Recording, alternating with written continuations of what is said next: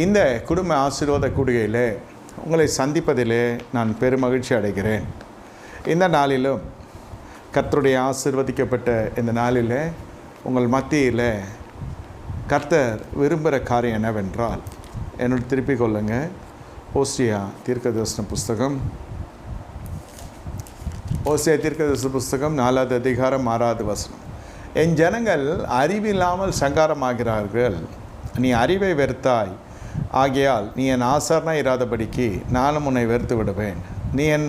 நீ உன் தேவனுடைய வேதத்தை மறந்தாய், ஆகையால் நானும் உன் பிள்ளைகளை மறந்து விடுவேன்.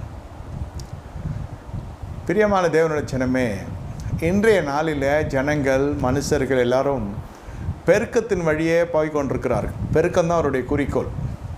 வேதம் என்ன சொல்லுகிறது? அவர்கள் எவ்வளவாய் பெருக்கினார்களோ அவ்வளவாய் எனக்கு விரோதமாய் பாவம் செய்தார்கள். மனுஷனுடைய குறிக்கோள் எல்லாம் தான் பாவம் செய்ய வேண்டும் என்பதல்ல. பெருக்கம் வருகிற பொழுது நெருக்கத்திலே நமக்கு கரம் கொடுத்த தேவனை மறந்து விடுவோம். நல்ல நாட்களை நம்முடைய வாழ்க்கையில் கட்டளையிடுகிற பொழுது முக்கியத்துவம் கர்த்தருக்குள்ளவா கொடுக்க வேண்டும். அந்த நேரத்தை கர்த்தருக்கு கொடுக்கணுமா வேணாமா? ஆனால் கொடுக்கறது இல்லை. பெருக்கம் வருகிற பொழுது கர்த்தருக்கு விரோதமாய் பாவம் செய்கிற அளவிற்கு நாம் சில காரியங்களை செய்கிற அளவிற்கு நம்முடைய சூழ்நிலை நமக்கு வழியை அமைத்து கொடுக்கிறது. அதனால தான் என்ன சொல்லுகிறது என்றால், பெருக்குகிற பொழுது நமக்கு நல்ல நாட்களை, நல்ல சமயங்களை, நல்ல வேலைகளை கர்த்தர் நமக்கு கொடுக்கிற பொழுது என்ன, நெருக்கத்தில் இருக்கிற பொழுது எப்படி தேவ சமூகத்தில் ஓடி வந்தோம், நெருக்கம் வருகிற பொழுது வேறு எங்கும் போக முடியாது. என்ன, நமக்கு தேவ சமூகம் மட்டும்தான், தேவனுடைய ஆசாரம் மட்டும்தான், இவ்வளோ தான் இருக்கும். இப்படியாக காணப்பட்டோன்னே வேதம் என்ன சொல்லுகிறது? அவருடைய மகிமையை என் லட்சியாக மாற பண்ணுவேன். என்ன, அவர்கள் மகிமையை லட்சியாக மாற பண்ணுவேன். ஏன்? அறிவில்லாமல் நீ சங்காரமாகிறாய். அறிவில்லாமல் நீ சங்காரமாகிறாய். ஏன் அறிவில்லாமல் சங்காரமாகிறார்கள்? என் ஜனங்களும் அறிவை வெறுத்தார்கள். அறிவை வெறுத்தார்கள். அவர்களை ஆசாரனா இறந்தபடிக்கு நான் வெறுத்து விடுவேன். யார் ஐயா இந்த ஆசாரியன்? வெளிப்படுத்தும் விசேஷம் 1:6 படி பார்த்தால், நீங்களும் நானும் தான் அந்த ஆசாரியன். நீங்களும் நானும் தான் அந்த ஆசாரியன். அவருடைய ரத்தத்தினால நாம் எல்லாரும் ஆசாரலாக, ராஜாக்களாக கர்த்தர் நம்மை வைத்திருக்கிறார் பிதாவாகிய தேவனுடைய சமூகத்தில். இந்த இடத்துல நீ ஆசாரனா இராதபடிக்கு நான் வெறுத்துவிட்டேன் என்றால் ஒரு போதகரை நினைக்க வேண்டாம். நான் பாஸ்டர் இல்லையா, நான் சாதாரண விசுவாசி, அற்ப விசுவாசி, நான் அதிபதி இல்லை என்றெல்லாம் நினைக்க வேண்டாம். அவர் ரத்தத்தினாலே நாம் ஆசாரலாக இருக்கிறோம். ஆசாரியர்கள் என்றாலே என்ன? தேவனுடைய சமூகத்தில் வந்து என்ன செய்ய வேண்டும்? பாவ நிவர்த்தி. மற்றவர்களுக்காக நீங்கள் என்ன செய்ய வேண்டும்? பாவத்திற்கு நிவர்த்தி செய்ய வேண்டும். நீங்கள் மற்றவர்களுக்காக என்ன செய்யணும்? கர்த்தருடைய சமூகத்தில் விண்ணப்பம் செய்து அவர்களுடைய வாழ்க்கையில் இருக்கிற பாவம் நிவர்த்தியாக நீங்கள் வேண்டுதல் செய்யணும். இன்னும் ஒரு வார்த்தை சொல்ல வேண்டும் என்றால், மன்னிக்கணும். நல்ல மனதார மன்னிக்கணும்.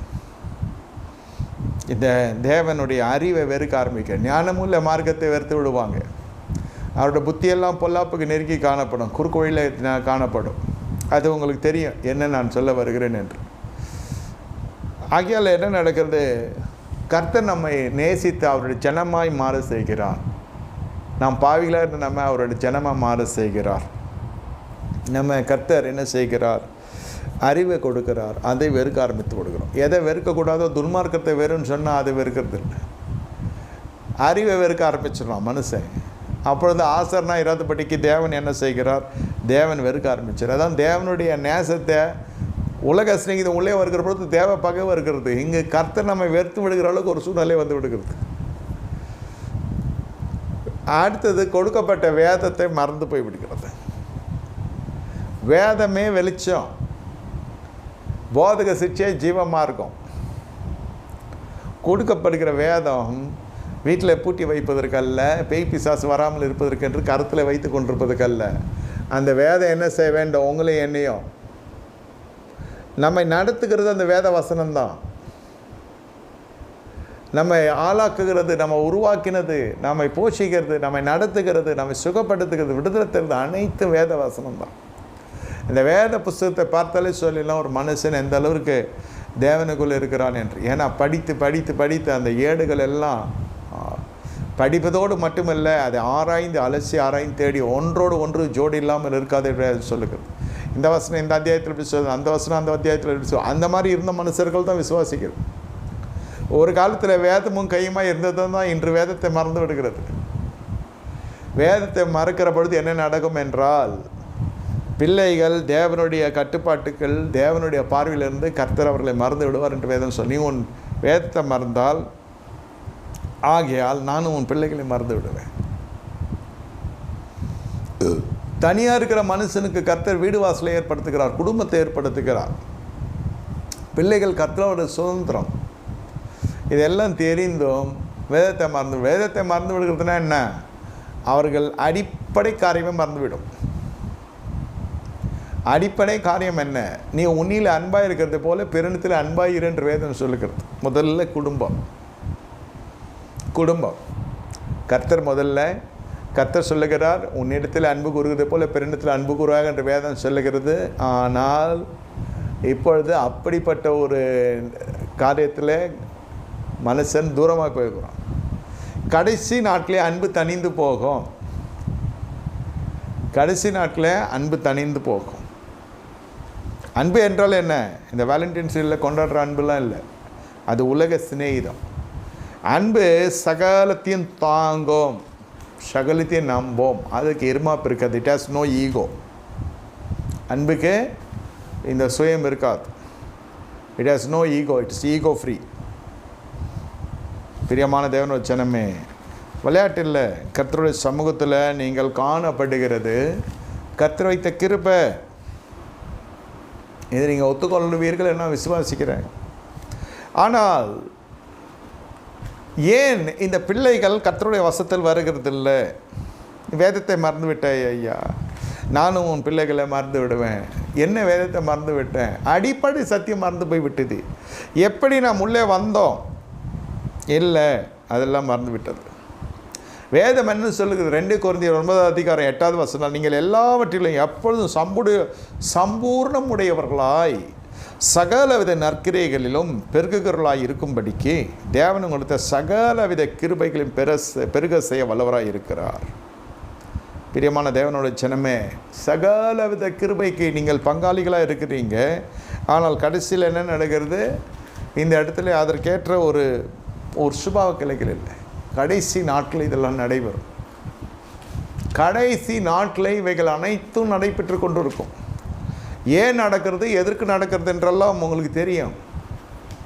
கடைசி நாட்களில் இந்த ஜனங்கள் பொருளாசகர்களாக மாறி இவர்கள் சுகபோகத்தை விரும்பி தாய் தகப்பனை தூஷிக்கிறராகவும் அவர்களை அடிக்கிறவர்களாகவும் பணப்பிரியராகவும் வீம்புக்காரர்களாக அகந்தையுள்ளவர்களாகவும் தீமோத்தியில் வாசிக்க 2வது அதிகாரம் 2வது வசனத்தில் 2 தீமோத்தி 3:2 மனுஷர்கள் தற்பிரியலாய் மாறுகிறாங்க, பணப்பிரியலாக மாறுகிறாங்க, வீம்புக்காரலாக மாறுகிறாங்க, அகந்தையுள்ளவர்களாக மாறுகிறாங்க, தூஷிக்கிறலாக மாறுகிறாங்க, தாய் தகப்பனை கீழ்ப்படியாக இருக்கிறாங்க, நன்றி அறியாதவர்களாக இருக்கிறாங்க, பரிசுத்தமில்லாதவர்களாக இருக்கிறாங்க, சுபாவ அன்பில்லாதவர்களாக இருக்கிறாங்க, இணங்காதவர்களாக இருக்கிறாங்க, அவதூறு செயலாக இருக்கிறாங்க, இச்சையடக்கம் இல்லாதவர்களாக இருக்கிறாங்க, கொடுமையுள்ளவர்களாக இருக்கிறாங்க, நல்லோரை பகைகளாகவும் துணிகரமாய் துரோகிகளாகவும் துணிகரம் உள்ளவர்களாகவும் இருமாப்புள்ளவர்களாகவும் தேவ பிரியவராக இல்லாமல் சுகபோக பிரியராக இருக்கிறாங்க.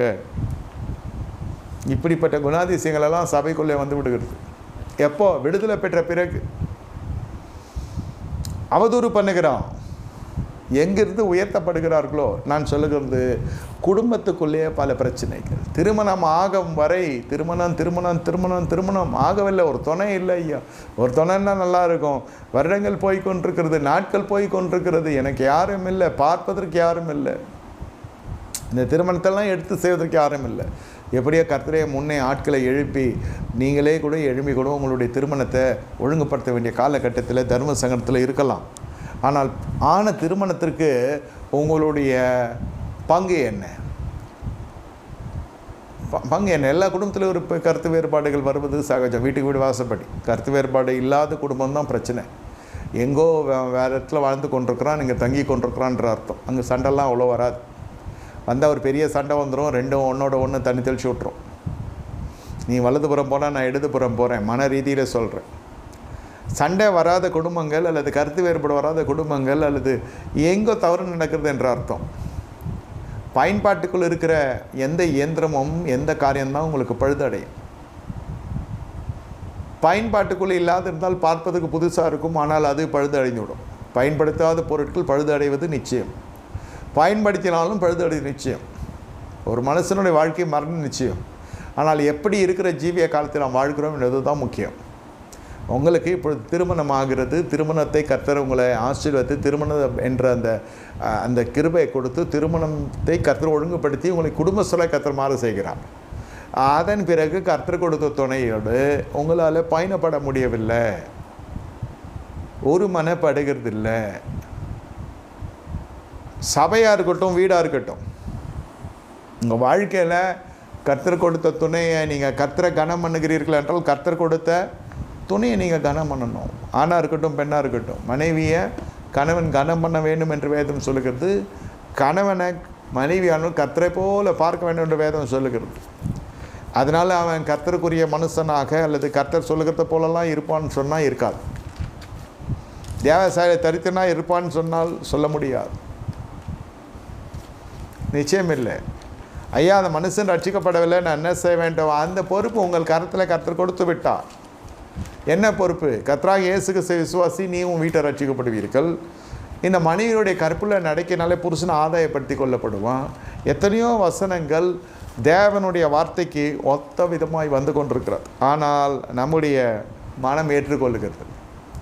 உங்களுக்குள்ளே ஒரு மனம் இல்லை. திருமணமானாலும் சரீரங்கள் இணைக்கப்பட்டு பிள்ளை பெற்றெடுத்து பிள்ளைகளெல்லாம் இருந்தாலும் திருமணம் ஒவ்வொரு ஆண்டும் இந்த திருமண நாளில் நீங்கள் என்ன செய்ய வேண்டும்? விசுவாசிகள் சொல்கிறேன், என்னென்னமோ வேதம் சொல்லாத பண்டிகைக்கெல்லாம் முன்னுரிமை கொடுத்து கொண்டிருக்கிற இந்த கிறிஸ்தவ உலகத்தில் தங்களுடைய திருமண நாளை அதில் 1 மணி நேரம் ஆகிலும் கணவன் மனைவியும் கர்த்தருடைய சந்நிதியில் நின்று எங்களை இணைத்தீரே ஸ்தோத்திரம் சொல்ல முடியுமா? இது மனம் திறந்து சொல்லுகிறேன், மானசீகமாக சொல்லுகிறேன். இது உங்கள் மனசாட்சி சம்மந்தப்பட்ட காரியம். நமக்கு ஒரு குடும்பத்தை கர்த்தர் ஏற்படுத்தினார், நமக்கு ஒரு பிள்ளைகளை கர்த்தர் கொடுத்தாரு, நமக்கு கர்த்தர் இம்மட்டமாய் நடத்தினார். நம் நினைத்து பார்க்கவில்லையே, அது சரிப்பட்டு வராது. திருமண நாள் அன்று கூட அந்த திருமண நாளை மறந்து போனவனும் உண்டு, அதை அலட்சியப்படுத்துகிறவனும் உண்டு. துணையே அலட்சியப்படுத்துகிற பொழுது திருமண நாள் என்ன? அந்த நாள் அவர்களுக்கெல்லாம் ஒரு சோகமான நாளாக இருக்கும். பல புயல்கள் வாழ்க்கையில் வரத்தான் செய்யும். வேதம் என்ன சொல்லுகிறது பாருங்கள், 2 பேர் ஒரு மனப்பட்டிருந்தால் ஒழிய ஒருமித்து நடந்து போவார்களோ? ஆமோஸ் 3:3 வாசிக்கிறோம். இருவர் ஒரு மனப்பட வேண்டும். தனக்குத்தானே பிரிந்திருக்கிற எந்த குடும்பமும் நிலைத்திருக்காது, தனக்குத்தானே பிரிந்திருக்க எந்த ராஜ்யம் நிலைத்திருக்காது. காரணம் என்ன? அவர்கள் ஒரு மனப்படவில்லை. ஏன் ஒரு மனப்படவில்லை? மனதிற்குள்ளே பல கற்பனைகள் இருக்குது. நான் என்னமோ நினச்சேன் ஐயா, நான் என்னமோ நினச்சேன். சொல்கிற பேச்சை கேட்காத மனுஷனாக கூட இருக்கட்டும் அந்த புருஷன். உங்களுடைய கண்களெல்லாம் யாரை பார்க்கணும்? புருஷனை இல்லை, கர்த்தரை பார்க்கணும். உங்களுடைய வாயின் வார்த்தைகளெல்லாம் எப்படி இருக்கணும்? கர்த்தருடைய நாமத்தை துதிக்கிறதாகவும் உயர்த்துகிறதா இருக்கணும். திருமணம் ஆகாதவர்களும் புரிந்து கொள்ளுங்கள். வெளிப்புறத்தில் பார்க்கிற பொழுது ஒரு பெண் தெரியும், அல்லது ஒரு ஆணுடைய சாயல் தெரியும், தோற்றம் தெரியும். அது மறுதளிக்கப்பட முடியாத உண்மை. ஆனால் வாழ வாழ வாழ வாழ ஏன் வாழ்க்கை கசக்கிறது என்றால் மனதுக்குள்ளே பலதரப்பட்ட கற்பனைகளோடு இருக்கும். நான் சொன்னால் அந்த மனுஷன் கேட்பான் என்ற எண்ணம் எப்பொழுது இருக்கிறதோ அப்பொழுது என் வாழ்க்கையில் ஏமாற்றத்துக்கு நீங்கள் ஆயத்தமாக இருக்க வேண்டும். எதிர்பார்ப்பினுடைய பலன் ஏமாற்றம். உங்கள் எதிர்பார்ப்புகள் தீமைக்கு எதுவும் என்ன, சமாதானத்துக்கு ஏதுவானவைகள். ஆனால் நீங்கள் பக்குவப்பட வேண்டும் என்று சொல்லுகிறேன். எதிர்பார்ப்பு நடைபெறாத காரியம்தான். எதிர்பாராத அதிசயங்கள், அந்த அதிசயங்கள் எதிர்பார்க்கவில்லை, அதான் அதிசயமாக காணப்பட்டது. அடிப்படை உண்மை கூட நான் எதிர்பார்க்கக்கூடாதா என்று கேட்டால் நீங்கள் ஆயத்தமாக இருக்கணும். சரி, அடிப்படை உண்மை எதிர்பார்க்குறீங்க, அது நடக்கவில்லை, உங்களுக்கு அந்த பக்குவம் இருக்கிறதா? நான் யாரையும் உயர்த்தி பேசலை, யாரையும் தாழ்த்தி பேசலை. உங்களுடைய மனதிற்கு நான் சொல்லுகிறேன். இதெல்லாம் மன சம்மந்தப்பட்ட காரியம். நடந்து போக சொன்னால் எல்லோரும் ஆலயத்துக்கு வரவங்க எல்லாம் சந்தோஷமாக இருக்கிறாங்க, சமாதானமாக இருக்கிறாங்கன்னா அது உண்மையான சாட்சியாக இருந்தால் சந்தோஷம். ஆலயம் ஒன்றும் பண்ண முடியாது. தேவ செய்தியில் தேவன் ஊடுருகிறார், தேவ பயம் இருக்குது. அந்த நோய்க்கும் அந்த பரிகாரத்துக்கும் அந்த விடுதலை வரைய மனுஷன் பின்பற்றுகிறான். அதன் பிறகு கர்த்தரையும் அவன் கைட்டு விட்டு விடுகிறான். தேவ சமூகத்தில் வருகிறது இல்லை. வருகிற தேவ சமூகத்துக்கு கூட 1008 அவர்களுக்கு பின்ன கருத்து வேறுபாடுகள் இருக்கும் என்று சொன்னால் போவதற்கு இடம் எங்கே? 1000 ஆலயங்கள் இருக்கலாம். போகிற எல்லா இடத்துலையும் இந்த பிரச்சனை உங்கள் நிழல் போல உங்களுக்கு தொடர்ந்து கொண்டே வரும். முன்னெலும்பிலும் பின்னலும் அது கேட்டு தான் போகும். ஏன்? எழுப்பப்பட்ட தலைமைத்துவத்தில் காணப்படவில்லை. ஒன்று. ரெண்டாவது, என்ன பிரச்சனை இருந்தாலும் ஒரு இடத்துல நாம் பேசி சரிப்பட்டு கொள்ளாவிட்டால் வாழ்க்கை கசந்துடும். சில சமயத்தில் என்ன நடக்கும் என்று கேட்டால், பிள்ளைகளுக்கு முக்கியத்துவம் கொடுப்பார்கள். அந்த பிள்ளை எங்கேருந்து வருகிறது? எங்கேருந்து வருகிறது அந்த பிள்ளை? புருஷன் இல்லாமல் பிள்ளை வருமா? மனைவி இல்லாமல் பிள்ளை வருமா? கணவன் மனைவி இருவருக்கும் சொல்லுங்கள். பிள்ளைகளுக்கு முக்கியத்துவம் கொடுப்பாங்க. பிள்ளைகளை அதே சமயத்தில் அற்பமாகவும் எண்ணுவாங்க. 2 குணாதிசயம் விசுவாசியுடைய வாழ்க்கையில் இருக்கும். பிள்ளைகளுக்கு முக்கியத்துவமும் கொடுப்பாங்க, பிள்ளைகளை அற்பமாகவும் எண்ணுவாங்க. அவருடைய எதிர்காலத்தை குறித்து அக்கறையே இருக்காது. அதனுடைய பொருள் என்னவென்றால், பொருளாதாரம் சேர்த்து வைக்கலாம். 2வது, முதல்ல அவர்களுடைய ஆத்மாவை குறித்து உங்களுக்கு ஒரு அக்கறை இருக்கணும். என்ன அக்கறை இருக்கணும்? உங்களுக்கு வேத வசனம், விசுவாசியாகிய பெற்றோர்கள் சொல்லுகிறேன், தேவ பயம் இருக்கணும். வேத வசனத்தினால் உங்கள் இருதயம் நிறைந்து காணப்பட வேண்டும். அவருடைய பாவம் 3-4 தலைமுறை வரை விசாரிக்கப்படும். முற்பிதாக்களுடைய பாவமும் சேர்த்து விசாரிக்கப்படும். இப்பொழுது கர்த்தருடைய விடுதலை பெற்று தேவனுடைய சபையிலே சாட்சியாக இப்பொழுது எல்லாவற்றுக்கும் எல்லாமே கர்த்தர் விசுவாசிகளை உயர்த்துகிறார். வந்ததை வனாந்தரத்தில் இருந்தது போல் இல்லை. எல்லாம் செழிக்க ஆரம்பிக்கிறது, முளைக்க ஆரம்பிக்கிறது, பறக்க ஆரம்பிக்கிறது, விருத்தி அடைய ஆரம்பிக்கிறது. சந்தோஷம். ஆனால் அதே சமயத்தில் நீங்கள் என்ன பயம், தேவ பயம் என்ன இருக்க வேண்டும் என்றால், ஐயோ நான் அந்த பண்ணுற பாவத்தில் இருந்தேன், இந்த பாவத்திலிருந்து கர்த்தர் என்னை விடுவித்தார், அந்த பாவத்தினால் இழந்தது அநேகம், இந்த பாவத்தில் சமாதானம் போச்சு, என் சந்தோஷம் போச்சு, என்னுடைய வாழ்க்கையே சின்னப்பட்டமாச்சு, ஆனால் எல்லாத்தையும் கர்த்தர் கூட்டி சேர்த்தார். மறுபடியும் தேவனை ஏற்றுக்கொண்ட பிறகு பின்மாற்றத்துக்குள்ளே நாம் போகக்கூடாது. போகிற பொழுது என்ன நடக்கும் என்றால், முன்னிலைமையும் என் நிலைமை பின்னிலைமை அதிக கேட்டுதாகவும் போகும். அதோடு கூட இல்லாமல் தொடர்ந்து வந்த அந்த பாவம் என் பிள்ளைகளையும் தாக்கும். அந்த இடத்துல தான் பிள்ளைகள் மீது அக்கறையற்று இருப்பாங்க. எப்பொழுது மனைவி எந்த குடும்பம் தனக்கு தானே விரோதமாக பிரிந்துக்கிற குடும்பம் விருத்தி அடையாது அல்லது அது செழிக்காது என்று ஆண்டவர் சொன்னதுக்கான காரணம் என்னவென்றால், எப்பொழுது மனைவி கணவன் மீது கசப்பாக இருக்கிறாளோ, எப்பொழுது கணவனுடைய செய்கை மனைவிக்கு ஒரு கசப்பத்தை இருக்கிறதோ, அதற்கு நீங்கள் என்ன செய்தீர்கள் என்று பார்க்கணும். What measures you have taken to restructurise or restructure your family. வேறு கல்யாணம் பண்ணிக்கிற சொல்ல, இருக்கிற அந்த நபருடைய குற்றத்தை, பாவ நிவாரணத்தை நீங்கள் என்ன நிவர்த்தி செய்திருக்கிறீர்கள், என்ன செய்து அந்த அடுத்த விஷயம் அந்த மனுஷன் அந்த காரியத்தை செய்யக்கூடாது. ஆணாக இருக்கட்டும் பெண்ணாக இருக்கட்டும். What initiative taken accept hating each other. என்ன நீங்கள் செய்தீங்க? என்ன ஆக்கப்பூர்வமான முயற்சி எடுத்தீர்கள்? ஒரு வெறுப்பதை தவிர வேறு எதுவும் செய்யலை. நீங்கள் வெறுக்கிறீங்க. யாரை வெறுக்கிறீங்க? கணவனை மனை தம்பதிகளுக்குள் வருகிற வெறுப்பு. தேவனுடைய வார்த்தையை நீங்கள் வெறுக்கிறீர்கள்.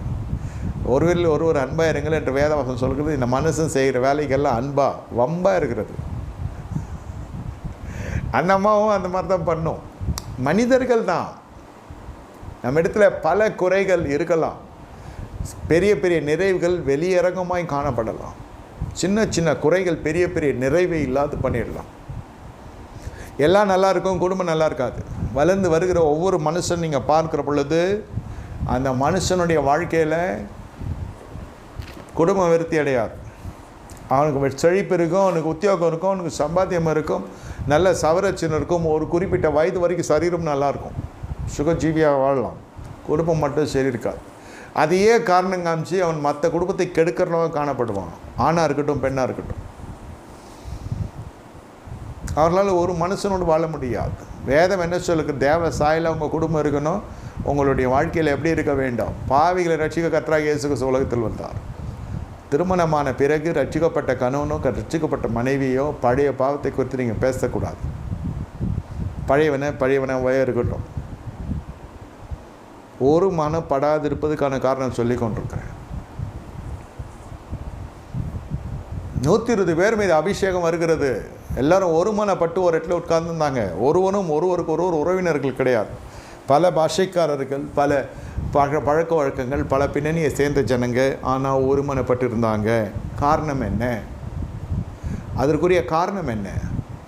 they focused only the Lord's promise. நீங்கள் கர்த்தருடைய வருகைக்காக சபையில் இணைக்கப்படுகிறீங்க. ஆனால் வருகைக்கு எடுத்துக்கொள்ளப்படுகிற சத்தியம் குடும்பத்து ரீதியில் கணவன் மீது மனைவிக்கு வெறுப்பு இருக்கிற பொழுது, மனைவி மீது கணவனுக்கு வெறுப்பு இருக்கிற பொழுது, அப்படியே மாசுபட்டு உங்கள் இருதயம் காணப்படுகிற பொழுது எடுக்கிற தீர்வு இருந்து அந்த இடம் உங்களுக்கு நியாய தீர்ப்பை கொண்டு வந்து விட்டுவிடும். அதனாலே நிறைய பேர் சுகவீனப்பட்டு கொண்டு மாத்திரையும் கைமா சுற்றி கொண்டிருப்பாங்க. நீங்கள் வெறுக்கக்கூடாது. வெறுப்பு என்பது யார் மீது வர வேண்டும் என்றால் பாவத்தின் மீதும் பாவத்துக்கு அதிகாரியாகிய பிசாசின் மீது தான் இருக்கணும்.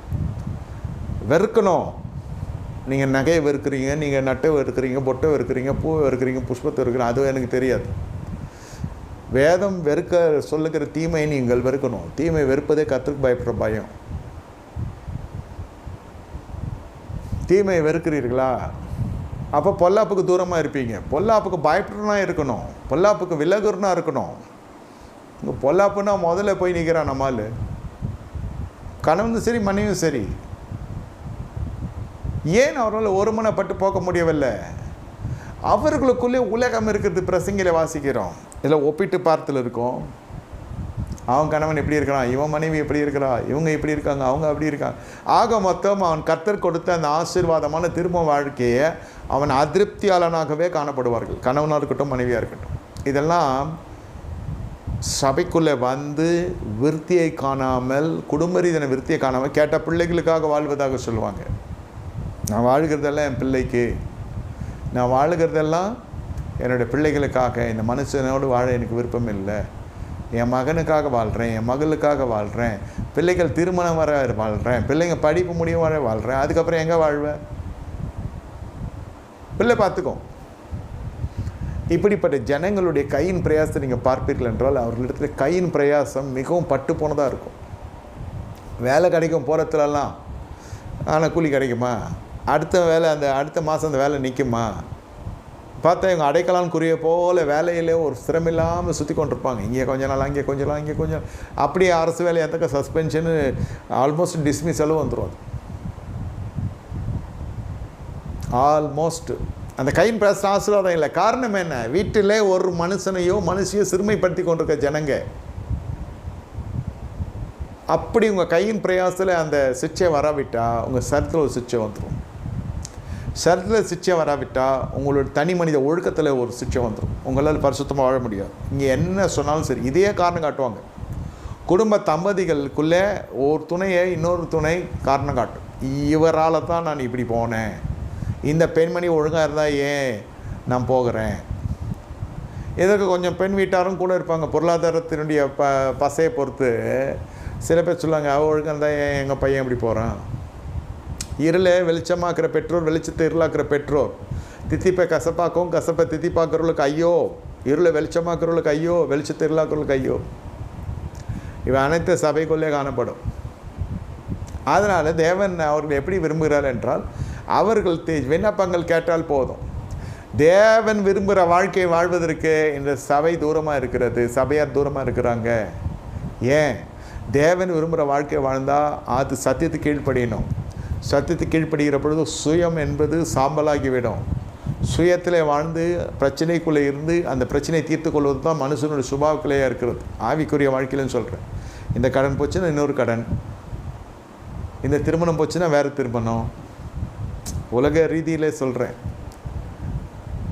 வேறு என்ன பண்ண முடியாது? இந்த மனுஷனை போராட முடியாது. அந்த மனுஷன் புதுசாக வரணும், பிரச்சனை பண்ண என்ன பண்ணுறது? சில அந்த மாதிரி போவாது. இருக்கிறவனை வாழ விடாது, இருக்கிறவனை பிச்சு போகவும் விட்டு விலகவும் விடாது. போகிறேன்னு சொல்கிற அந்த தீர்மானமும் எடுக்க மாட்டாங்க. போகணுன்றது யாரும் சொல்லலை, வேதம் அதை கண்டிக்கிறது இல்லை. யாரையும் வாழ விடாத ஒரு சிச்சுவேஷனு. ரெண்டு பேருக்கு அந்த வல்லமை இருக்குது. ஆண் அல்ல பெண் அல்ல, புது சிருஷ்டி தான் காரியம். இது புது சிருஷ்டினா ஞானஸ்தானம் எடுக்கும், தசமாவும் கூட கொடுப்பாங்க, ஆனால் ஆலயத்துக்கும் வருவாங்க. ஆனால் அவர்களுக்கு இஷ்டப்படி வாழ்கிற வாழ்க்கை தான். தேவன் விரும்புகிற வாழ்க்கையை வாழ முடியாது. தேவன் என்ன விரும்புகிறார்? அவங்கள இங்கே போய் ஊழியம் பண்ணு, அங்கே போய் ஊழியம் பண்ணுறேன்னுவாங்க. இல்லை, தேவன் உங்களுக்கு முதல்ல உங்கள் குடும்பத்தோடு இருக்க விரும்புகிறார். மன ரீதியில் சொல்கிறேன். ஏதோ தவறுகள் நடப்பது வாய்ப்புகள் நிறைய இருக்கிறது. நான் சொல்கிறது விபச்சாரமோ வேஸ்தனமோ இல்லை. சிறு சிறு பிழைகள் பெரிய பெரிய பிளவுகளை குடும்பத்துக்குள்ளே குண்டகத்தை உண்டாக்குறது இல்லைன்னு சொல்லலை. ஆனால் இது எல்லாம் சகிக்கிறது தான் அன்பு. அன்பு சகலத்தையும் சகிக்கும். உங்களுக்குள்ளே அன்பு இருந்தால் அது சகலத்தையும் நம்ம சகலத்தையும் சகிக்கும். சகிப்புத்தன்மை இல்லாத இருக்கிற ஒரு இருதயத்தில் அன்பு என்பது இருக்காது. அன்பு இருந்தால்தான் உங்களுக்கு சகிப்புத்தன்மை வரும். அன்பு இருந்தால் தான் உங்களுக்கு நம்புகிற தன்மையும் உங்கள் வாழ்க்கையில் இருக்கும். மனைவியை புருஷன் நம்பணும், புருஷனை மனைவி நம்பணும். ஆனால் அந்த மனுஷனை நம்பத்தக்க மனுஷன் இல்லை, அது உண்மை. ஆனால் நம்ம நம்பணும். என்ன நம்பணும்? அவன் சத்தியமாகவே தவறு செய்வான். தவறு செய்யாது பார்த்துக்கணும். You know he's a ராபர், but don't provide him an opportunity. Don't create an opportunity for him to rob. அவன் நம்ம ஞானம். அவன் திருடையா, அவன் உண்மையிலே திருடன் தான், களவாளி தான், இல்லைன்னு சொல்ல. ஆனால் அவனுக்கு ஒரு சந்தர்ப்பத்தை உருவாக்காது இருக்கிறது தான் நம்ம ஞானம். இதுதான் குடும்ப ஞானம். ஒரு தம்பதிகளில் துணைகளுடைய பலவீனத்தை அறிய வேண்டும். பலத்தை அறிகிறவர்கள் பலவீனத்தை அறிந்து பலவீனத்தில் பயணப்படக்கூடாது. அந்த பலவீனத்துக்கு நீங்கள் பலனாக இருக்கிறது எப்பொழுது என்றால், எதுலேயோ அவர் வீக்கு, எதுலேயோ நம்ம வீக்கு, அதில் ஈடுபடுத்தாதீங்கன்றேன். Don't test and drive. Test drive போகிறதுக்கு இது வாகனம் இல்லை, வாழ்க்கை. நல்லா தெரியும் அந்த இடத்துல அந்த மனுஷனுக்கு பலவீனம் இருக்கிறது, நல்லா தெரியும் அந்த மனுஷிக்கு அதில் பலவீனம் இருக்கிறது. அந்த பலவீனத்துக்காகவே நீங்கள் பயணப்பட்டு இன்னும் வாழ்க்கையை பலவீனப்படுத்துறாதீங்க. அப்படி பலவீனமான பகுதிகளில் நீங்கள் பலனாய் நின்று அந்த குடும்பத்தை மட்டுமல்ல, அந்த முதல்ல அந்த துணையை காத்துக்கொள்கிறீங்க. அதுக்குத்தான் துணையை ஏற்படுத்துகிறது. நீங்கள் வீட்டை உருவாக்குறது, பிள்ளைகள் பெற்றுக்கொள்ளுகிறதுலாம் இதுக்கு அப்புறம்தான். எல்லாமே பிறந்திருந்தால் கூட சரி, இந்த தெளிவு இல்லாதபடியினால்தான் பிள்ளைகள் எவ்வளோ பெரிய வயது கொண்டவர்களானாலும் பிள்ளைகளுடைய திருமணத்துக்கு பிறகு கூட பெற்றோருடைய வீட்டில் தம்பதிகளுக்குள்ளே தகராறு நடக்கும். இதனாலே நல்ல குடும்பம் வந்தெல்லாம் சம்மந்தம் எடுக்க மாட்டாங்க. அவங்க நல்ல குடும்பமாக இருக்கிறவங்க நல்ல தாய் தகப்பனுடைய அந்யோன்யத்தை பார்ப்பாங்க. இது புருஷன் பொண்டாட்டி இந்த மாதிரி சண்டை போட்டுருங்கிறாங்க, பிள்ளைங்க ஒரு தவறான ஒரு வளர்ப்பில் இருக்கிறாங்க. அவர்களுக்கு ஒரு முன்மாதிரி யார்? தாய் தகப்பன் ரெண்டும் ஒன்றோட ஒன்றாச்சு. இது இந்த பிள்ளைகள் இந்த சண்டையிலே வளருது, யுத்த காலத்திலே வளருது. இந்த பிள்ளைங்க அன்பை தேட ஆரம்பித்து பாதி அதுவே துணையை தேர்ந்தெடுத்துக்கும். நடக்குது இல்லையா? அதன் பிறகு அந்த சின்ன வயதில் தெரியாமல் தவறான நபரோடு தொடர்பு உண்டாகிடும். அதே திருமணத்துலேயும் முடிஞ்சு திருமணமும் நாசமாகிடும். பாருங்கள், அறிவில்லாமல் சங்காரமாகிற குடும்பத்துக்கு பின்னணி சொல்கிறேன். எப்போ நீங்கள் ஒரு துணைக்கு மேலே நீங்கள் துணையை உள்ளே வர வைக்கிற மன ரீதியிலும் சரி, ஏதோ ஒன்று நீங்கள் எத்தனை நாள் நீங்கள் வாழ்கிற பொழுது, கணவனும் சரி மனைவியும் சரி, உங்கள் வாழ்க்கையில் போராட்டம் அடங்காது. உங்கள் பிள்ளைகளுடைய வாழ்க்கையில் அந்த புயல் வீசும். நீங்கள் கற்பனைகளுக்கு தூரமாக இருக்கிறாய், கர்த்தருடைய வார்த்தைக்கு தூரமாக இருக்கிறாய், உண்மையற்றவனாய் காணப்படுகிறாய், உண்மையற்றவளாய் காணப்படுகிறாய். வாழ்க்கையில் பரிபூர்ண ஆசீர்வாதம் என்று வராது. வேலைக்கு கிடைக்கும், கூலி கிடைக்காது. வேலைக்கு போவீங்க, அடுத்த மாதம் அந்த வேலை இருக்குமான்னு சொல்ல முடியாது. நாட்டை விட்டு நாட்டுக்கு போவீங்க, அந்த இடத்துல அடைக்கலான்குரிய போல் சுற்றி கொண்டிருப்பீங்க. ஏதோ ஒன்று வருது இல்லையா? யுத்த காலம் வருது, யுத்தம் நடக்குது, அனுப்பிச்சிடுறான். புது அதிபர் வர்றான், அவன் அனுப்பிச்சிடுறான். இல்லை பொருளாதார வீழ்ச்சி வருது, அனுப்பிச்சிடுறான். நிறைய பூட்டுகள் தொங்குறது இல்லையா? கதவு அடைக்கப்படுகிற சூழ்நிலை வருது. திரைக்கடல் ஓடி நிறைவின் தேட முடியல. தகுதி கல்வி தகுதி இருக்கிறது, நல்ல உடல் ஆரோக்கியம் இருக்கிறது, நல்ல மொழி புலமை இருக்கிறது, வேலையும் கிடைக்கிறது. ஆனால் அது சரிப்பட்டு வரல. ஒன்று அவனாவது அனுப்பிச்சிட்றான், இல்லை எவனாவது வந்துடுறான். இதுக்கு பின்னாடி தான் கர்த்தருடைய வசனம் சொல்லுகிறது, கர்த்தருக்கு பயப்படுற மனுஷனை விதமாய் ஆசீர்வதிக்க விடுவான். எப்படி? அவன் கையின் பிரயாசத்தை அவன் புசிப்பான். மனைவி வீட்டோர்களே திராட்சை செடியை போல கொடியை போல காணப்படுவா. பந்திய சுற்றுலா பிள்ளைகள் ஒரே மரக்கன்ற போல இருக்கும். கர்த்தருக்கு பயப்படுற பயம் இருந்தால் you need to assemble your family in this way. எல்லாருக்கும் ஆசை தான் குடும்பம் இப்படி இருக்கணும்னு. ஆனால் கர்த்தருக்கு பயப்படுற பயம் இல்லை. பயம் இருந்தால் அந்த பேச்செல்லாம் வராது வாயில். நான் விவாகரத்து பண்ணுறேன்றது, நான் என்னென்னமோ பேச்சு. அதாவது ஒருத்தர் சிறுமப்படுத்துகிறாங்க, தன்னை தானே பெருமைப்படுத்திக்கிறது. சண்டையினுடைய சாரம்சமே தான். என்னுடைய நியாயத்தை பேசுகிறேன், துணையினுடைய அநியாயத்தை குறித்து பறைசாற்றுகிறேன், மிகைப்படுத்துகிறேன். இதே தான் இருவருமே செய்வாங்க. தன் பக்கத்தில் நியாயம் இருக்கிறது, தன்னுடைய நியாயத்தை பிரகடனப்படுத்தி பிறருடைய அநியாயத்தை மிகைப்படுத்தி பேசுகிறதுன்னு பேர் தான் சண்டை. Definition for fight or conflicts இந்த ஃபேமிலி. இதுதான் ஆரம்பித்து அப்புறம் அது கை கலப்பாக போகிறதும் இருக்கிறது, வாக்குவாதமாக போய் குடும்பம் முறிந்து நாளாக போகிறதுக்கான காரணம்லாம் இதுதான். என்னை நான் உயர்த்துகிறேன், அதுதான் உண்மை. குடும்பத்தகராருடைய சாரம்சமே இதுதான். என்னுடைய நீதியை நான் உயர்த்துகிறேன், என்னுடைய காரியங்கள் நான் நீதிமானாக காட்டுகிறேன். மனைவி அது சரியில்லை, அதோட அநீதி என்ன பறைசாட்டுகிற பொழுதே அது சரியில்லைன்றது தான் அர்த்தம். முத்திரகுப்தியர்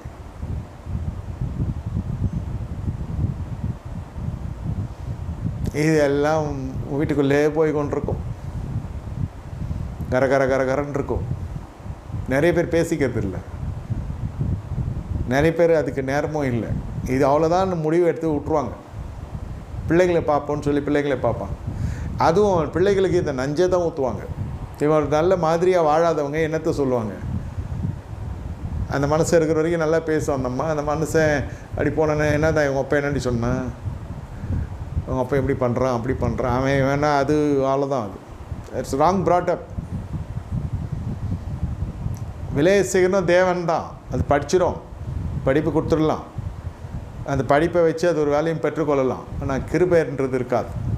அதனால தான் நிறைய பேர் நல்ல அலுவலகத்தில் செழிப்பாக இருக்கணும், குடும்பத்தை கொட்ட வரதுக்கு காரணம் இதுதான். தனி மனித ஒழுக்கம் என்பது இருக்காது, பரிசுத்தம் என்பது சுத்தமாக இருக்காது. தனி மனித ஒழுக்கமே இல்லாத எங்கேருந்து பரிசுத்தம் வருது? இது எந்த மனுஷனிடத்திலும் உங்களுடைய கோரிக்கைகள் திருப்தியை கொடுக்காது. எந்த மனுஷனிடத்திலும் நீங்கள் நினைக்கிறபடி உங்கள் மனதிற்கு திருப்தியை தராது. சரீரம் வேணால் சந்திக்கப்படலாம் உங்களை பொறுத்த வரைக்கும், ஆனால் சரீரம் என்னை பொறுத்த வரைக்கும் தீட்டுப்படுறது தான் மிச்சம். ஜீவிய நாசமாகிறது தான் மிச்சம். தேவனுடைய ஆலயமாகிய உடலை நீங்கள் கெடுத்து போட்டு தேவனுடைய வாதையை சம்பாதித்து கொள்ளுறது தான் மிச்சம். நியாய தீர்ப்பில் போய் நிற்கிறது தான் மிச்சம். நீங்கள் தேர்ந்தெடுக்கிற துணையின் இடத்தில் நீங்கள் எதிர்பார்க்கிற ஒரு அன்போ ஆதரவோ ஆறுதலோ கிடைக்கிறது கூடாத காரியம். தேவன் சமூகத்தில் நடந்த திருமணத்துக்கு நீங்கள் செய்கிற மிகப்பெரிய துரோகம் உங்கள் பிள்ளைகளை வரை தாக்கும். என் கொள்கை அல்ல, இதெல்லாம் கடைசி நாட்டில் நடக்கிற காரியங்க. படிப்பில் காட்டுற அக்கறை அல்லது பிள்ளைகளை படிக்க வைக்கல கொடுக்குற அக்கறை, குடும்பத்தில் என்னவோ தவறு செய்துட்டான் புருஷன், அவனை கூப்பிட்டு நிற்க வச்சு உட்கார வச்சு பேசிக்கிச்சு அதை சரி பண்ணிக்கணும். பிள்ளை படிக்கிற காலம் வர, பிள்ளை திருமணம் காலம் வர, அது ஏன்னா அந்த பசங்க படிப்பு டிஸ்டர்ப் ஆகும் இல்லையா? இவங்க அப்படியே செட்டில்டு பேரண்ட்ஸாக இவங்க இல்லை ஸ்திரமான பெற்றோராக நீங்கள் இல்லையே, ஸ்திரம் இல்லையே வாழ்க்கையில். போய் அவன் கூடிய கெடுக்கிறதுக்கு இது தகப்பனோ தாயோ. அப்போ பிள்ளை என்னமோ வான மண்டலத்துலேருந்து பேத்துன்னு வந்த மாதிரி சொல்லுவாங்க, சூரியனோ சந்திரன்கிட்டேருந்து அந்த மண்டலத்துலேருந்து வந்த பிள்ளை மாதிரி சொல்லுவாங்க. என் பிள்ளை படிச்சுட்டா போதும், என் பிள்ளைக்கு திருமணம் முடிச்சிட்டா போதும். இது என்ன மறைமுகமாக என்ன சொல்கிறது?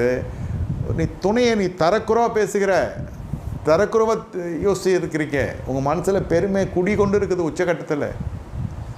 உங்களுக்கு துரி அளவு கூட தாழ்மை கிடையாது. புருஷன் இல்லாமல் என் பிள்ளை வந்துடுச்சா, இல்லை பெண் ஜாதி இல்லாமல் இப்போ குழந்தை பிறந்துச்சா? உங்கள் பிள்ளைகள், நம்ம பிள்ளை.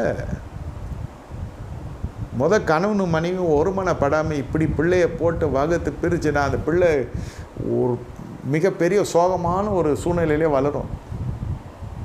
நல்ல தெரிஞ்சவன் அவனும் வீட்டில் பொண்ணு எடுக்க மாட்டான், பையனை எடுக்க மாட்டான். கல்யாணம் நல்ல குடும்பத்துலேயோ நல்ல தெரிஞ்சவங்க விசாரிப்பில் இதெல்லாம் மாட்டிக்கும். உங்கள் நடை உடைய சுபாவம், உங்கள் வாய் சரி இருக்காது. இது போகிற இடத்துலலாம் வாய் சரி இருக்காது, எதையாவது ஒன்று பேசி தொலைக்கும். இது உங்களுக்கு அறிவை நீ வெறுக்கிறாய், ஞானத்தை நீ வெறுக்கிறாய், அறிவில்லாமல் நீ சங்கரமாகிறாய். போச்சு உங்களுக்கு. வேதம் தூக்கி போட்டாச்சு, எப்பயோ வேதவாசனம் போயிடுச்சு, இருதயத்தில் இல்லை. வேதவாசம் இருதயத்தில் தாழ்மை இருக்கும். மனைவியை குறித்தோ கனவை குறித்தோ பேசுகிற பொழுது ஒரு தேவ பயம் இருக்கும். இன்னொரு வீட்டிலேருந்து வந்த பெண்மணி, அந்த அம்மா, அந்த பெண் நமக்கு மனைவியாக இருக்கா, இந்த பெண்மணி நான் எப்படி நடத்துக்கிறோனோ அப்போ தான் என் பெண் வெளியில் போய் நல்லா வாழ முடியுன்ற ஒரு தேவ பயம் இருக்கும், தேவன் மீது விசுவாசம் இருக்கும். நீ எதை விதைக்கிறாயோ அதை அறுப்பாய். நிறைய பெண்கள் இன்று வாழ்க்கையில் பிரச்சனைகள் இருக்கிறவர்கள் பார்க்குற பொழுது அந்த பெண்ணுடைய தகப்பன் அவன் தன் மனைவியை மிகவும் சிரமப்படுத்தியிருப்பான். உனக்கென்றே ஒருத்தனை வர்றான் மாப்பிள்ளை, உன்னை விட கொடூரனா ஒருத்தன் வரான், கிளி போல் வளர்த்து ஒன்று பூனைக்கிட்ட கொடுக்குறான்னு சொல்கிறாங்க இல்லையா? இதுக்கு காரணமே நம்ம அங்கிள் தான் வீட்டில். அது ஆணாக இருக்கட்டும் பெண்ணாக இருக்கட்டும், உனக்குன்னு ஒரு வனாந்தரத்தில் குடியிருக்கிற அளவுக்கு பண்ணுற ஒரு ஸ்திரீ, சண்டைக்காரியான ஸ்திரீ, வாயாடியான ஸ்திரீ வந்துடுவா. இவங்களாம் எங்கேருந்து, எந்த கிரகத்துலேருந்து வராங்க? இவங்கெல்லாம் பூமியில் உருவாக்கப்பட்டுக்கிற ஜனங்க தான், எல்லாம் நல்ல பிள்ளைகள் தான் பார்த்தா. இந்த மோவாபியர், அம்மோனியர், அவங்க இவங்க எல்லாம் வராங்களே, இவங்கெல்லாம் வந்து கர்த்தருடைய சந்ததியிலேருந்து வந்தது தான். நடுவில் அதாவது சுபாவ கலைகள்லாம் மாறிடுச்சு. தலைமை சரியில்லை, அதாவது இஷ்டப்படி ஜீவியம் பண்ண போய் தான் எல்லாமே தேவனுக்கே எதிரிகளாக மாறிட்டாங்க. அதை தான் இப்போ சொல்ல வர்றேன்.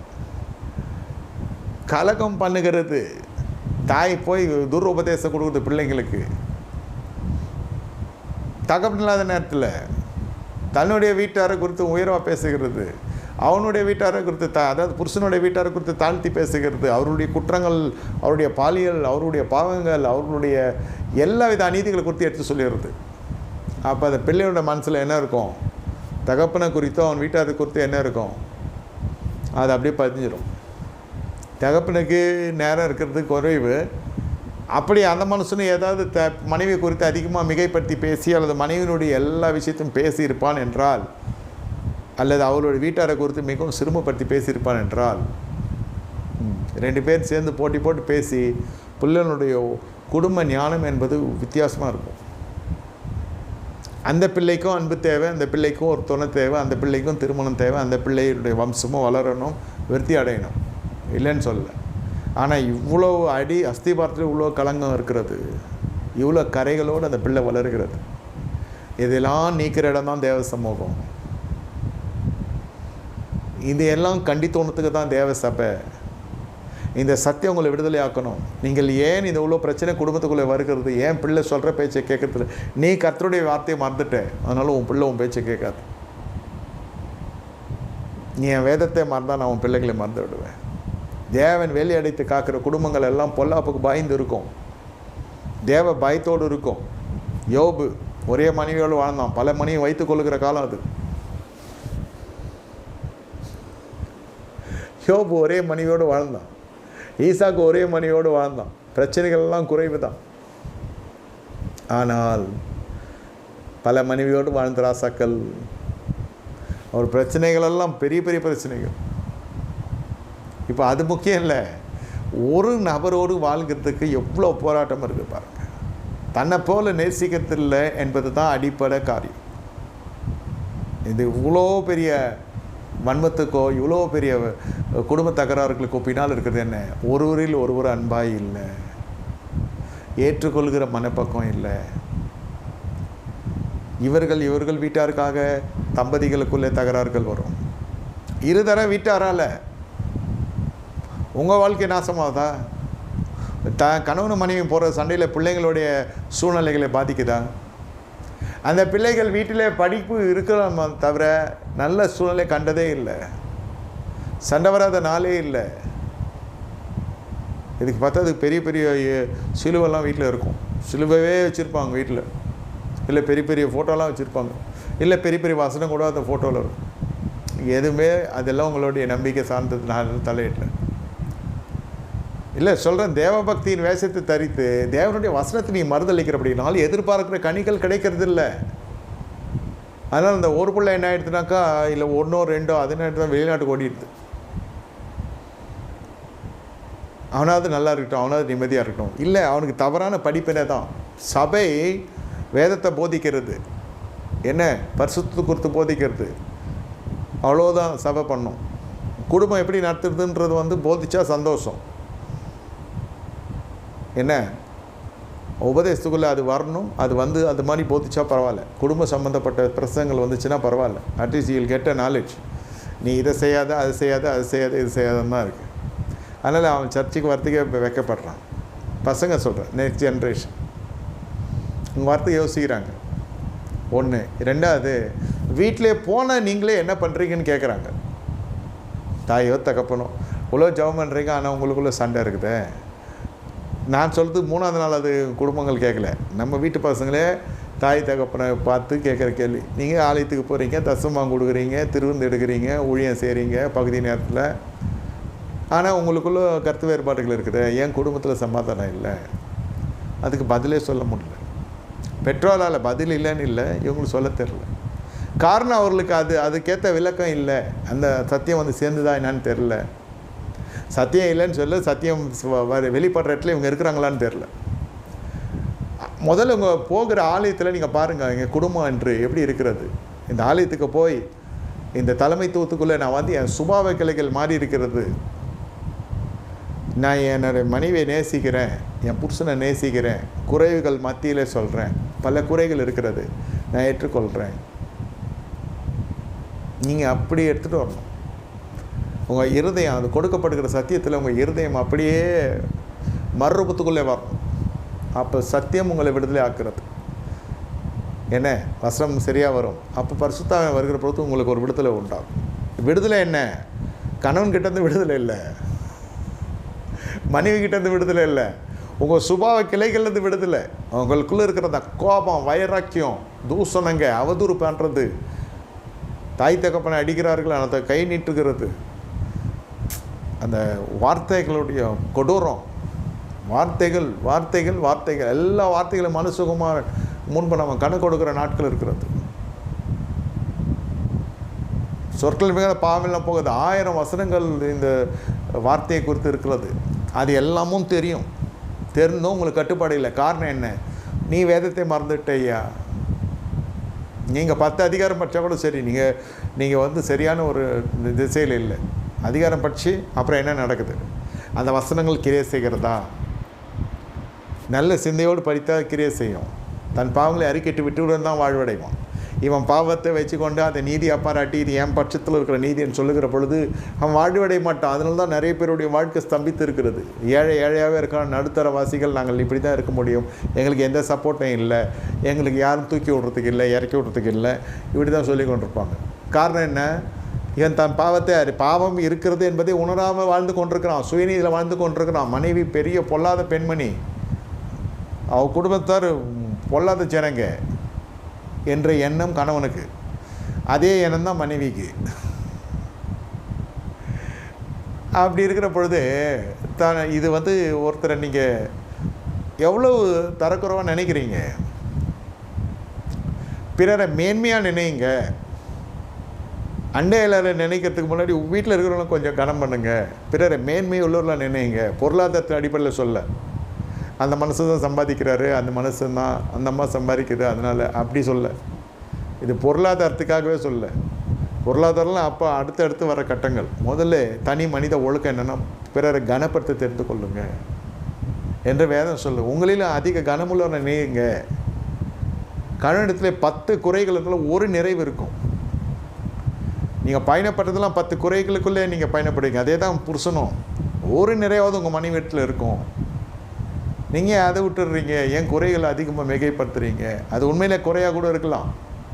அதை நிவர்த்தி செய்வதுக்கு என்ன முயற்சி எடுத்தீங்க? டக்குன்னு நியாயம் தீர்த்துறாங்க சில பேர். இது ஒத்து வராது, இது வழங்காது, இது அவ்வளோதான். இது தேவன் அப்படி பார்த்தால் நாம் என்ன கர்த்தர் சமூகத்தில் இருப்போமா? நீதிமான் தான் ரட்சிக்கப்படணும்னா நம்மெல்லாம் எங்கேருந்து இருப்போம்? தேவ சாயல் நமக்குள்ளே இருக்கிற பொழுது, தேவ சுபாவுக்கள் இடத்துல இருக்கிற பொழுது ஏற்றுக்கொள்கிற மனப்பக்கம் இருக்கணும். சில மிகப்பெரிய தண்டனை கொடுத்துருவாங்க.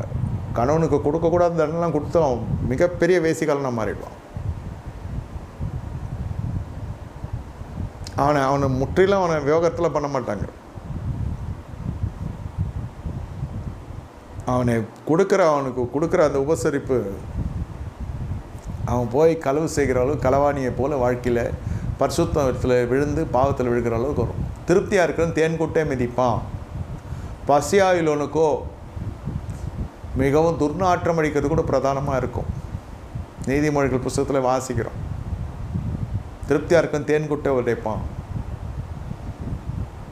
பசியாக இருக்கிறவனுக்கோ அற்பமானது மிக பிரதானமாக தெரியும். அதனால தான் போய் மாட்டிக்கொள்வது. இந்த ஆண்கள் மட்டும் இல்லை, பெண்களும் சொல்கிறேன். என்னை நடத்த வேண்டிய விதத்தில் அவர்கள் நடத்தவில்லை. சரி, அவர் என்ன நடத்தணும்னு நினைக்கிறவரோ நீங்கள் நடத்துங்க, நீங்கள் அவரை நடத்துங்க, கனம் பண்ணுங்க. ஒருவரை கனம் பண்ணுங்க. வேதம் சொல்லு, கணவன் மனைவியை கனம் பண்ணும், மனைவி கணவனை கனம் பண்ணும். அந்த கனம் என்பதே வீட்டில் இருக்காது. ஒரு கனம் பண்ணாமலே அப்புறம் பிள்ளைகள் எப்படி கனம் பண்ணுவாங்க? போகிற வீட்டில் அவர்கள் எந்த வரவேற்பு இருக்கும்? படிப்பும் சம்பாதியமும் வச்சு வாழ்கிற வாழ்க்கை, அதுக்குள்ளே அது செவ்வாயான வாழ்க்கை என்று எடுத்துக்கொள்ள முடியாது. இந்த சவரச்சனைகள், இந்த உத்தியோகமும், இந்த பண வரவு, இந்த படிப்பு, இவைகள் எல்லாம் வந்து நமக்கு என்ன செய்ய வேண்டும்? ஞானத்தை கொடுக்க வேண்டும், அறிவை கொடுக்க வேண்டும், புத்தியை கொடுக்க வேண்டும். நம்ம குடும்பத்தை உடச்சிக்க கூடாதுன்ற அறிவாவது இருக்கணும். அதிகம் படித்தவன்லாம் குடும்பத்தை உடச்சிக்கிறான், குறைய படித்தவன்லாம் குடும்பத்தோடு வாழ்கிறான். இவன் கேட்டால் சொல்ல அவன்கிட்ட பொருளாதாரம் இல்லை. சரி, பொருளாதாரத்தை வச்சு கூட உன் குடும்பத்தை காப்பாற்றிக்கணும், துப்பு இல்லையே. ஒழுங்காக வாழ்கிறத பார்த்தா அவனுக்கு இருக்கிற குறைய சொல்லுவான்.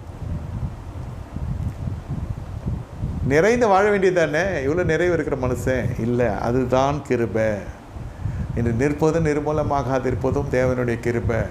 அதில் சுத்த கிருபை அசுத்த கிருபெல்லாம் ஒன்றும் இல்லை. அப்படி ஆகிட்டான் நம்ம மனுஷன். நான் நிர்மூலமாக இருப்பது சுத்த கிருபை, இதெல்லாம் இவங்களே ஆட் பண்ணுறது. கிருபை அவ்வளோதான். இந்த கிருபையினால் நம்முடைய குடும்பம் கட்டி எழுப்பப்படணும். வேதம் என்ன சொல்கிறது? அற்பமாக என்ன தெரியுங்க, அற்பமாக இனினா நிச்சயமாக வனாந்திரம் வந்துடும் வாழ்க்கையில். நான் வேறு யாரையுமே சொல்ல, குடும்பத்துக்குள்ளே இருக்கிற துணையை சொல்கிறேன். 99% தம்பதிகளுக்குள்ளே இருக்கிற கருத்து காரணம் குறைகளிலே நீங்கள் பயணப்படுறீங்க. குறைவாக இருந்தப்போ கூட அட்ஜஸ்ட் பண்ணி வாழ்ந்துடும் அந்த அம்மா. நிறைய வருகிற பொழுது நம்மளால் பிடிக்க முடியாது. அப்போ எங்கேருந்தோ பட்சிகள்லாம் வந்துடும் அவன் தேடி. ஒரு கூட்ட ஜனங்க சுற்றி கொண்டே இருப்பாங்க. எவனை விழுங்கலாம் என்று பிசாசு கர்ஜிகர் சிங்கத்தை போல சுற்றி கொண்டிருக்கிறதை போல் ஒரு கூட்ட ஜனங்கள் இப்படியெல்லாம் குடும்பத்தை கலைக்கிறவர்கள் வலை வந்து கொண்டு தான் இருப்பாங்க. இது எல்லாம் மேற்கொண்டு வர்றது தான் குடும்பம். நல்லா புரிந்து கொள்ளுங்க, நல்லா புரிந்து கொள்ளணும். முதல்ல வேதம் சொல்லுகிற சாதாரண காரியம், ஒருவர் கனம் பண்ணுங்க, பிறரை கனமுள்ளவர்களாக எண்ணுங்க, ஒருவரையும் அற்பமாக எண்ணாதிருங்க, ஒருவருக்கு ஒரு விரோதமாக பேசாதிருங்க, இங்கே கோல் சொல்லி தெரியாதிருப்பாயாக. ஏதாவது இருக்கட்டும், பிரச்சனை இல்லாமல் இல்லை குடும்பங்களில். ஆனால் இந்த வசனத்தை நம்ம கடைபிடிக்க வேண்டிய வசனம் இது கட்டளையில் பெரிய கட்டளை. இது குடும்பத்துக்குள்ளே இல்லை, இந்த மனசினால் தான் குடும்பம் இன்றைக்கி இந்த நிலைமை வந்துச்சு, இந்த மனசினால் தான் குடும்பம் இந்த நிலைமைக்கு வந்துச்சு, இந்த பெண்மணியால் தான் குடும்பம் இந்த நிலைமைக்கு வந்துச்சுன்னா, அப்போ எங்கே அமெரிக்காவில் இருந்தால் நீ அங்கே தானே இருந்திருக்கலாம், அமெரிக்காவில் கூட இருந்திருக்கலாம். உன் சரீரத்தில் ஒரு பகுதி இவ்வளோ தவறு நடக்குது, நீங்கள் கண்காணியாமல் இருந்தீங்கன்னாக்கா, நான் நம்பினேன் இந்த மனுஷனை, நான் நம்பினேன் இந்த மனுஷியை, you lack attention in family. அவ்வளோதான் விஷயம். நீங்கள் எந்த சபைக்கு போனாலும் சரி, உங்கள் மனத்தை நீங்கள் தான் சரி பண்ணணும். இந்த மனுஷன் எந்த சபைக்கு போனாலும் இப்படி தான் இருப்பான், எந்த சபைக்கு போனாலும் இந்த அம்மா இப்படி தான் இருக்கும். ஏன்னா முதல்ல எழுதி ஓட்டிடுச்சு மனசில். இவன் அயோக்கியம், இவன் இருமை பிடிச்சவன், இவன் பெருமை பிடிச்சவன், இவன் தான், இவன் சண்டாளம், இவன் துரோகி, இவன் அயோக்கியம், அவ்வளோதான். அது ஆழமாக போய் பதிட்டு அது அப்படியே அந்த போதனை உபதேசம்லாம் அந்த பிள்ளைங்களுக்கும் உபதேசிச்சிச்சு. இதில் வேவுக்காரங்களை பிள்ளைங்களை பயன்படுத்துவாங்க. இது வேடிக்கையான காரியம். கண்டுபிடிச்சி என்ன பண்ண போகிறீங்க? அவன் இன்னும் தெரிஞ்சிச்சுன்னா இன்னும் துணிகரமாகிட்டுறான் புருஷன். இதெல்லாம் செய்கிற சேஷ்டெல்லாம் பாருங்கள். வேதம் ஒரு புறம் இருக்கும். வேதம் சொல்லுகிறது அற்பமாக என்னாத, கனமுலனா என்ன, இது ரெண்டு செஞ்சாலே வாழ்க்கை உண்மையிலே வசந்தமாக மாறிடும், வறட்சியெல்லாம் போயிடும். அற்பமாக என்னங்கன்னா வனாந்தரம், குடிக்க தண்ணிக்கு பிரச்சனை வந்துடும், தின்ன சாப்பாட்டுக்கு பிரச்சனை, இருக்க இடத்துக்கு பிரச்சனை வந்துடும். நீ அற்பமாக என்றையா, வேறு யாரும் இல்லை, உன் மனைவியை நீ அற்பமாக என்ற, உன் புருஷனை நீ அற்பமாக என்ற. அதனுடைய பலன்தான் இன்று நீ கடந்து செல்கிற இந்த உபத்திரவம். நீ வறுமை வந்த காலத்துலேயும் சரி, ஈசாக்கினுடைய குடும்பம் ஒருமித்து காணப்பட கணவன் மனைவிக்குள்ள பொருளாதாரத்துக்கு மேலே இருக்கணும் அந்த அன்புன்னு சொல்ல வர. அன்பு சகலத்தின் தாங்கும். ஒரு பயணப்படுகிறீர்கள், அதில் வருகிற ஏற்றத்தாழ்வுகள் எல்லாம் ஏற்றுக்கொள்ளக்கூடிய மனம் உங்களுக்கு இருக்க வேண்டும். ஒருவேளை பொருளாதார தேக்கடியாக இருக்கலாம், பொருளாதார நெருக்கமாக இருக்கலாம், ஒரு தவறான ஒரு தீர்மானத்தை எடுத்து அதிலே முதலீடு செய்து மோசமானவர்களாக இருக்கலாம், இல்லை சரீர ரீதியாக சொல்ல கேட்காம எதையாவது சாப்பிட்டு சரீரத்திலே ஒரு பாடுகளை வரவைத்து கொண்ட புருஷனாக இருக்கலாம், மனைவியாக கூட இருக்கலாம். உங்கள் சொற்களை அற்பமாக எண்ணுகிற தம்பதிகளில் துணைகளாக கூட இருக்கலாம். இதெல்லாம் சைக்கிறதான் குடும்பம். நொந்து கொள்ளுகிறது நமக்கு வியாதியை உண்டு பண்ணும். இப்படி கணவன் மனைக்குள்ளே இவ்வளோ கருத்துப்பாடு வைத்து கொண்டு திருவிருந்திலே பங்கெடுக்கிற பொழுது இந்த குடும்பங்களுக்குள்ளே வியாதிகள் சத்தப்படி உட்காரும். வேத சட்டத்தின்படியே சொல்லுகிறேன். இதனால் சிலர் 1 கொரிந்தியர் 11 அதிகாரத்தில் வாஸ்தவத்திலே இதனால் சிலர் வியாதிப்பட்டிருக்கிறாங்க. மாத்திரையும் கைமான் சுத்தணும் என்பது தேவ சித்தம் இல்லை. அந்த சரீரங்களை வியாதிப்படுறதுக்கான காரணம் சொல்லுகிறேன். வியாதிப்படுறதுக்கான காரணம் சொல்லுகிறேன். சிலர் நித்திரை அடைந்திருக்கிறாங்க. உங்களுக்கு தீர்க்காயசை கர்த்தர் கொடுத்துருக்கிறார். பிள்ளைகளை காண கர்த்தர் கிருபை கொடுத்துருக்கிறார். நீங்கள் இப்படிப்பட்ட ஒரு வர்ணனைக்குள்ளே வருகிற பொழுது, இப்படிப்பட்ட ஒரு தோற்றத்துக்குள்ளே குடும்பத்தை நடத்துகிற பொழுது, உங்கள் பிள்ளைகள் தவறான ஒரு மாதிரியாக பிள்ளைகளுக்கு நீங்கள் தவறான ஒரு முன்மாதிரியாக விளங்குகிற பொழுது, அந்த பிள்ளைகளுக்கு உடைய வாழ்க்கையும் சேர்ந்து நீங்கள் நாசப்படுத்தி கொடுக்கிறார்கள், நாசமடைய செய்கிறீர்கள். அதான் முன்னாடியே சொன்னேன், பிள்ளையை ரொம்ப நேசிக்கிறவங்க பிள்ளைக்கு ஒரு பெரிய குட்டகத்தை விளைவிப்பாங்க. அவங்க எதிர்காலத்தை பற்றி கவலைப்பட மாட்டாங்க. அந்த பிள்ளைக்கு இப்படி ஒரு முன்மாதிரியாக நம்ம இருக்க வேண்டியவங்க. நம்ம வாழ்க்கையை பார்த்து நம்ம பிள்ளைக்கு இப்படி ஒரு தவறான ஒரு போதனையில் நம்ம இருக்கிறோமே, நம்ம ஒரு துர்சாட்சியாக இருக்கிறோமே என்ற எண்ணமே இருக்காது. எப்போ பார்த்தாலும் புருஷனை குறை சொல்கிறது, எப்போ பார்த்தாலும் மனைவியை குறை சொல்கிறது, இருவருக்குள்ளே. ஆனால் பிள்ளை மட்டும் வேணும், அது சம்பாரித்து கொடுக்குன்ற அந்த எண்ணெல்லாம் இல்லை. இவங்களுக்கு ஜனம் வேணும், தன் பக்கத்தில் தன் நியாயம் படுத்தணும், தன்னுடைய கருத்துக்களுக்கு சில பேர் இருக்கணும்.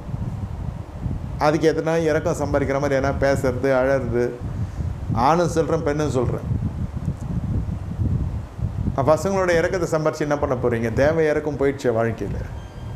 தன் பாவங்களை அறிக்கைட்டு விட்டுக்கிறோம் வாழ்வடைவான், தன் பாவங்களை மறைக்கணும் வாழ்வடைய மாட்டான். இதை பாவமாக நினச்சி என்னைக்காவது அறிக்கையிட்டு தேவனுடைய இறக்கத்தை பெற்று கர்த்தருக்குள்ளே வாழ்வடையுங்க. புள்ள கொடுப்பான், பொண்ணு கொடுப்பான், பொண்ணு வேலைக்கு போச்சுன்னா, புள்ள வேலைக்கு போச்சுன்னா, டாட்டா காமிச்சிச்சுன்னா என்ன பண்ணுவேன்? கொடுக்கல ஐயா. நம்ம தான் எதிர்பார்த்து தான் நாசமாக நிற்கிறோமே நட் ரோட்டில். ஏதோ நாளைக்கு பிள்ளைகள் தலை தூக்குறப்போ உங்களுக்கு கனி கொடுக்கல, என்ன பண்ணுவீங்க? ஏதோ மருமகனும் சேர்க்கலை, மருமகளும் சேர்க்கலை, என்ன பண்ணுவீங்க? கர்த்தரையே நோக்கி பாருங்கன்னு சொல்ல வரேன். கர்த்தரை நோக்க முடியுமா? நடுவில் இந்த மனசை வந்துடுறானே புருஷனை அந்தமாக சொல்கிறது. ஜபம் பண்ண முடியல ஐயா, துதிக்க முடியல, சோத்திரம் பண்ண முடியல, ஆலயத்துக்கு வர முடியல, நின்னா ஒரு மாதிரி இருக்குது, உட்காந்து ஒரு மாதிரி இருக்குது. நீ புருஷனை அற்பமாக என்ற, மனைவி அற்பமாக என்றீங்க. இப்படிப்பட்ட ஜனங்களுக்கெல்லாம் என்னென்னா, இவங்க பேசுகிறத கேட்குற சபை தான் இருக்கும். தேவன் பேசுகிற சபையில் இவங்க இருக்க மாட்டாங்க. இது அப்படியே வருடங்கள் ஓடிடும், உருண்டோடிடும். ஆனால் எத்தனையோ பேர் அதிகம் படிக்காத ஜனங்க கூட இந்த வேத வசனத்தை பயந்து தங்களே அறியாமலே அந்த தேவ பயத்துக்குள்ளே வளர்ந்து விருத்தி அடைந்து குடும்பத்தை ஆதாயப்படுத்தி கொண்டு சாட்சிகளை வாழுகிற ஜனங்கள் ஊழியங்கள்லாம் செய்ய மாட்டாங்க. ரொம்ப அமெரிக்கையாக இருப்பாங்க, ரொம்ப எளிமையான தோட்டத்தில் இருப்பாங்க. ஆனால் கனி கொடுக்குற வாழ்க்கை வாழ்வாங்க. சகித்து வாழுகிறது. நீங்கள் செபித்து வாழ்கிறேன்னு சொல்கிறீங்க. உங்கள் கொடுக்குற நீங்கள் பண்ணுற ஜெபத்துக்கு உங்களுக்கு ஒரு வல்லமை பரத்துலேருந்து வரணுன்றது நான் சொல்கிறேன். உங்களுக்கு அந்த சகிப்புத்தன்மை கொண்டு வரணும். தெய்வீகம் உங்களுக்குள்ளே காணணும். சுபாவ கலைகள் மாறணும். அப்போத்தான் உங்கள் வாழ்க்கையில் மாற்றங்களை காண முடியும். முதல்ல நான் மாறல, அப்புறம் என் துணைக்கிட்ட என்ன மாற்றத்தை எதிர்பார்க்க முடியும்? எவ்வளோ ஜெபிக்கிறோம், என்னமோ பண்ண அந்த மனுஷன் மாற மாட்டேறான் ஐயா. இந்த முதல்ல நான் மாறணும் ஐயா. முதல்ல நீங்கள் அப்படி எடுத்துக்கணும். நம்ம சுபாவ கலைகள் தெய்வீகமாக இருக்கணும். சத்தியமாய் சொல்லுகிறேன், உங்கள் கணவன் சந்திக்கப்படுவார். உங்கள் சுபாவ கலைகள் தெய்வீகமாக இருந்தால் அவங்க மனைவி சந்திக்கப்படுவாங்க. விவேகமுள்ள வாழ்க்கையை அவங்க வாழ்க்கை மாறிடும். ஞானமுள்ள வாழ்க்கை மாறிடும். சுபாவ கலைகளும் பரிசுத்தாவினுடைய கனிகளுக்குள்ளே வாழ்க்கை வருகிற பொழுது நீங்கள் 30, 60, 100 கனி கொடுப்பீர்கள். விதைக்கிறது அத்தனையும் வாய்க்கும். நான் என்னிடத்தில் அன்பு கூறாமல் பிறனிடத்தில் அன்பு என்னிடத்தில் அன்பு கூறுவது போல் பிறனிடத்தில் அன்பு கூற வேண்டும். நான் என்னிடத்தில் அன்பு கூறுகிறேன், பிறனிடத்தில் அன்பு கூறுகிறதில்ல. இது சுயநீதியில் நிறைந்து வாழ்கிறேன். அதான் என்னுடைய நியாயத்தை குறித்து மிகைப்படுத்தி பேசுகிறேன் இல்லையா? அப்பொழுது சுயநீதி வந்து விடுகிறது. பெருமை தனியாக வண்டி பிடிச்சி வராது. என் மனசுக்குள்ளே தான் உருவாகத்தான் பெருமை. இருக்கலாம், தவறு இருக்கலாம், என் பட்சத்தில் தவறு இருக்கலாம் ஐயா, இல்லைன்னு சொல்ல. எதிராளி பட்சத்தில் நியாயம் இருக்கலாம், இல்லைன்னு சொல்ல. சரி, இதான் நடந்து போச்சு. அப்படி இணங்கி போகணும். இணங்க மாட்டேன், ஏதோ ஒரு தவறு நடக்காமல் இருக்காது, நடந்திருக்கு, இல்லைன்னா இவ்வளோ தூரம் வந்திருக்காது பிரச்சனை. சரி, அதுக்கு முடிவு தான் என்ன? சிலரெல்லாம் பிள்ளையை சார்ந்து வாழுவான், பெண்ணை மகனையோ மகளையோ சார்ந்து வாழ்கிறவங்க எல்லாம் வாழ்க்கை முடிவு ரொம்ப பரதமாக இருக்கும். மனுஷனுக்கு என்னத்தை செய்வான்? கர்த்தரை நம்புகிறதே நல்ல. மனுஷன் கீழ்ப்படிதை காட்டலாம், கர்த்தருக்கு செவி சாய்ப்பதே நல்லம். உன் பார்வைகள்லாம் கர்த்தர் மீது இருக்கணும். பிள்ளைகளெல்லாம் நீங்கள் அப்படி நினைக்கிற மாதிரியெல்லாம் உங்களுக்கு கை கொடுப்பாருங்கன்னு நினைக்காதீங்க. சந்தேகப்பட்டுன்னு சொல்ல, அவங்க உங்களை விட்டு விலகிடுவாங்கன்னு சொல்ல. நீ கர்த்தர் வைக்க வேண்டிய இடத்துல பிள்ளைகளை வைக்கிறாய். என்னை காட்டில் உன் குமாரன் நேசிப்பானே, ஏலியனுடைய வாழ்க்கை மாதிரி ஆகிடப்போகுது. உங்கள் காலத்தில் பிள்ளையோட கண்ணு மூடிச்சுன்னா என்ன பண்ணுவீங்க? அப்படியே யோசிச்சு பாருங்கள். இப்படி தான் அந்த மனசை அமைச்சேன். என்னை காட்டிலும் கர்த்தரை காட்டிலும் பிள்ளைகளை நேசித்தான், முக்கியத்துவம் பிள்ளைகளை கொடுத்தான். கடைசியில் அவனுடைய காலத்தில் பிள்ளைகள் மறைச்சு போயிட்டாங்க. வசனம் சொல்கிறேன். உங்கள் பார்வைகள் கர்த்தர் மீது இருக்கணுன்றதுக்காக சொல்கிறேன். உங்களை மிரட்டுறதுக்கோ பயமுறுத்துறதுக்கோ இல்லை. ஏன் அறிவில்லாமல் சங்காரமாகணும்? இருக்கிற ஒரே தரம் பிறந்து ஒரே தரம் மறித்து கர்த்தர் சமூகத்தில் போய் சேர்கிற வரைக்கும் இங்கே பூமியிலே இந்த பரலோகத்தை அனுபவிக்க எல்லா விதமான காரியங்களும் வேதம் நமக்கு எடுத்து உரைக்கிறது. அந்தபடி நீங்கள் வாழுங்க. கர்த்தருடைய வார்த்தையின்படி உங்களை சுற்றிலும் சமாதானம் இருக்கும். குறிப்பாக யாரையும் நீங்கள் பழிக்காதீங்க. ஒருவருக்கு ஒரு விரோதம் பேசாதிருங்க. Let this be an habit in the domestic premises. இது அப்படியே கூடாரத்தில் இருக்க வேண்டிய குணநலமாகவே இருக்கட்டும். அப்போ சபையில் வந்தப்போ கலகமே பண்ண மாட்டீங்க. சபையில் வந்தாலும் எந்த புறணி பேச மாட்டீங்க. கர்த்தருக்குள்ளே இன்னும் கனி கொடுப்பீங்க. இது ஒரு தெய்வீகம் ஐயா. சக்ஸஸ்ஃபுல்லாக இருக்கிற ஃபேமிலியெல்லாம் பார்த்தீங்கன்னாக்கா இதெல்லாம் இருக்காது. பொருளாதாரத்தில் மட்டும் சொல்ல, இந்த புறணி பேசுறது இருக்காது, இந்த குறை சொல்கிறது இருக்காது, குற்றப்படுத்துறது இருக்காது, புறங்கூறுதல் இருக்காது. கண்ணனை குறித்து ஒரு நல்ல அபிப்பிராயம் இருக்குது அந்த அம்மாவுக்கு. அந்த மனுஷன் நல்லவனாக இருக்கிறான்னு அதனால் அந்த அம்மா அப்படி இருக்குன்னு நினைக்கிறாதீங்க. நல்லவன் ஆக்கப்பட்டிருக்கலாம், உங்களுக்கு தெரியாது. யாரையும் அற்பமாக எண்ணாதீங்க. பார்வைக்கு அவர்கள் எப்படி இருந்தாலும் கர்த்தர் அவர்களை பார்த்து கொண்டிருக்கிறார். அவர்கள் கொடுக்குற கனியை பாருங்கள். உங்களிலும் சின்னவர்களாக இருப்பார்கள் என்றால் பொருளாதாரத்தில் அவர்கள் கொடுக்குற கனி உங்களை காட்டில் அதிகமாக இருக்கும். தெரியாது உங்களுக்கு. இது எடுத்தாலும் நம்ம பார்வை முழுவதும் பொருளாதாரத்தில் இருக்கும். அவன் வாடகை வீட்டில் இருக்கானா, சொந்த வீட்டில் இருக்கானான்னு பார்த்து என்ன பண்ண போகிறீங்க? அற்பமாய் இருக்கிற அந்த ஜனங்களுடைய வாழ்க்கையில் அபரிமிதமான கனிகள் இருக்கும். அவன் குடும்பம் உடையாது. Not because he lack things, he owns many things divine. குறைவாக இருக்கிறான். அது திருப்பி அந்த திருமணம் உடையாது இருப்பதுக்கு காரணம் அந்த பஞ்சம், அந்த வறுமை என்பதல்ல. அவன் நிறைந்து காணப்படுகிறான், வளமாக இருக்கிறான், கிறிஸ்துவுக்குள்ளே கனி கொடுக்குறான், குடும்பம் உடையாமல் கர்த்தரை பாதுகாக்கிறான், வேலையடைத்து பாதுகாக்கிறான். பிள்ளைகள்லாம் ஒளிமர கன்றுகளை போல பெருசாக வராங்க. கண்களை மூடி கர்த்தரை நோக்கி பார்ப்போம். ஆண்டவரே, இம்மட்டும் தெரியாமல் செய்து விட்டேன் மன்னியும் என்று சொல்லுங்கள். கர்த்தர் உங்களை நினைத்தருள்வார். ஆசீர்வதியும், பலப்படுத்தும், கிருபைகளை முடுத்து இயேசுவின் தெளிக்கிறோம். இயேசுவின் நாமத்தில் பிதாவே, ஆமென். என் ஆத்துமாவே கர்த்தரை ஸ்தோத்திரி, என் மூலம் இப்போ நாமத்தை ஸ்தோத்திரி. என் ஆத்துமாவே கர்த்தரை ஸ்தோத்திரி. கர்த்தர் சகல உபகாரம் வருவார்.